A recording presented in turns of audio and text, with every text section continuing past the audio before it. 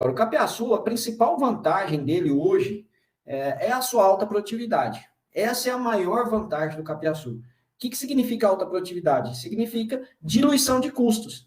Então, quanto mais você produz na mesma área, mais barato fica o custo fixo. Então, essa é uma das grandes, ou se não a principal atratividade. Então, o potencial da capiaçu aqui é produzir mais de 200 toneladas de matéria verde por hectare, ano. Tem relatos aí, muitas pessoas produzindo cerca de 300 toneladas de matéria verde hectare ano, né? Uma das vantagens também é o menor risco dessa lavoura. Por quê? Por causa de veranicos, déficit hídrico na região, então ele aguenta muito mais do que se fosse, por exemplo, em comparação ao milho, que sofre muito mais e em questão de perda de produtividade numa situação adversa, é muito grande, né? E outra vantagem dele também é que não necessita de maquinário especializado. Uma forrageira, você corta o capiaçu, uma forrageira de 2 linhas, você corta o capiaçu também, né? Você não precisa de grandes investimentos em maquinários, né? Como a cultura do milho, a cultura de outras forrageiras aí de grãos que você precisa de maquinário mais especializado, né? Mas também tem as desvantagens. Nós vamos falar agora das desvantagens, que é a qualidade inferior à silagem de milho. Hoje, a silagem de milho é a base para todas as silagens. A partir dela é que nós tiramos os parâmetros de qualidade, de eficiência, de produtividade, né? A qualidade, outro fator de desvantagem é o plantio por mudas. Muitas vezes o produtor não consegue achar essas mudas ou acha mudas já doentes, né? Então a gente tem que ter muito critério em avaliar essas mudas para plantar na nossa área, né? E outra desvantagem que talvez para muitos não sejam, mas ela é a indisponibilidade da área, ou seja, quando você planta ele naquela área, ela é uma cultura perene, ou seja, uma cultura que não precisa ser plantada de novo. Ela rebrota e você utiliza ela novamente. Então, mas, para quando você quer fazer uma renovação de área ou fazer uma integração, ela já não serve.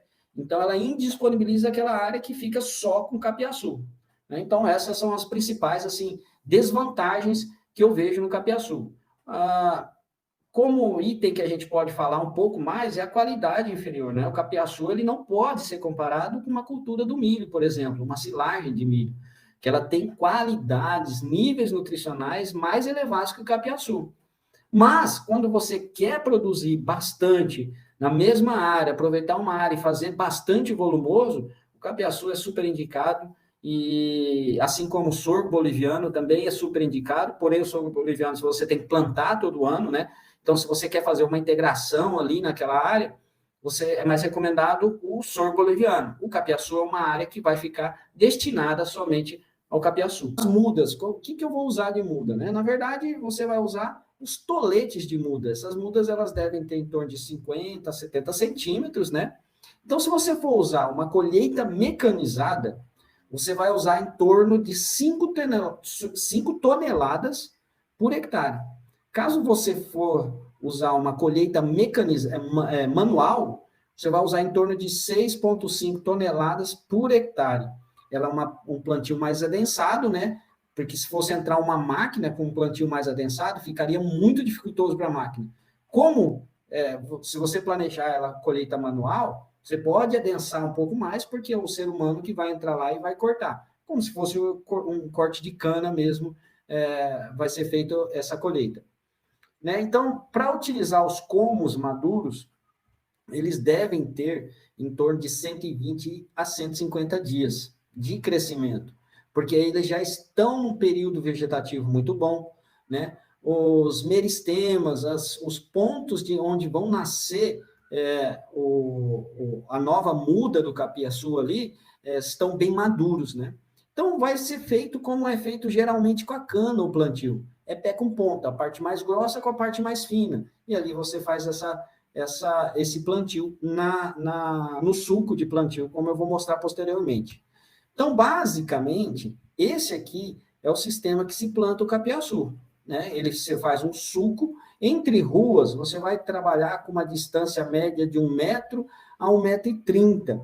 para sempre estar preservando onde é a passagem do pneu do trator, né? E a profundidade em torno de 25 a 30 centímetros. Então, esse é um padrão básico para o capiaçu. Posteriormente, a gente segue em um detalhe muito importante, que é isso aqui que eu estou mostrando para vocês, que é o controle de ervas daninhas.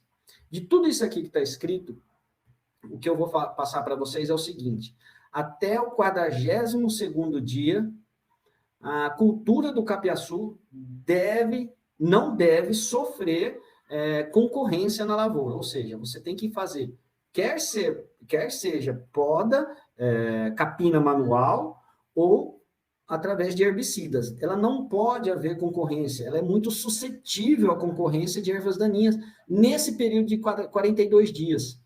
Por quê?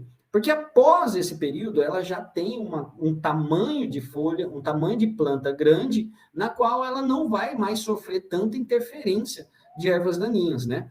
Então, ela já começa a sombrear as ervas daninhas e aí começa a não mais sofrer interferência de outras culturas daninhas, né? Mas, lembrando bem, até o 42º, nós temos que ser criteriosos ou no trato cultural manual ou com herbicida na cultura do capiaçu, tá? Porque se ela sofrer essa competição antes do 42 dias, ela tem uma queda de produtividade muito grande. Então, nós precisamos prevenir isso para que a gente possa colher os frutos do que o capiaçu pode nos dar, que é a produtividade. Então, quando a BR capiaçu deve ser colhida para ensilagem? Essa é uma pergunta muito, muito interessante, né? Qual é a época de cortar em dias? Muita gente fala dias, né? Mas eu vou mostrar para vocês aqui que não se fala em dias na época de cortar para silagem de capiaçu. O mais recomendado é sempre tirar o teor de matéria seca, que ela gira em torno de 18% a 20%, para ser ensilada, né? Essa idade, a idade média em dias, vai girar em torno de 90 a 100 dias. Mas isso é muito variável, pois depende do solo, depende da umidade, depende do clima, né? Então, depende de uma série de fatores. O mais certo é que você tem que cortar ele com 18% a 20% de matéria seca. Por quê? Porque foram feitos vários estudos que esse teor de matéria seca é o que produz maior quantidade com a qualidade. Então, a hora que ele faz aquele X no gráfico, né? Então, é o ponto ótimo de corte para a ensilagem, tá? E verde no coxo, posso fornecer? Pode fornecer de verde no coxo, né? Mas a estratégia de corte é outra. Quando você quer fornecer e não vai fazer silagem, vai sempre estar cortando, aí a estratégia é de você trabalhar ele em dias, então, em torno de 60 a 70 dias. Ele vai ter uma qualidade melhor do que da silagem, com certeza, mas, em contrapartida, ele vai ter menor produção em relação ao corte de 110, 90, 110 dias, né? E isso vai dar em torno de 80, 90 toneladas de matéria verde por hectare por corte, né? Que se a gente pegar em torno de matéria seca, dá 10 a 13 toneladas de matéria seca, que é uma matéria seca considerável, né? Então, e com uma proteína boa e com FDN relativamente não é baixo, porém é um FDN bastante aceitável para ser fornecido no coxo, né? Isso aí é uma estratégia muito interessante para pequenas propriedades. Para grandes propriedades, eu recomendo muito mais fazer a silagem, né, para ter forragem lá disponível de qualidade, que precisa alimentar, principalmente quando você vai fazer um sequestro, quando você vai fazer um confinamento até, né, quando você vai fazer um sequestro de vacas. Então, tem diversas alternativas para ser utilizada essa forragem.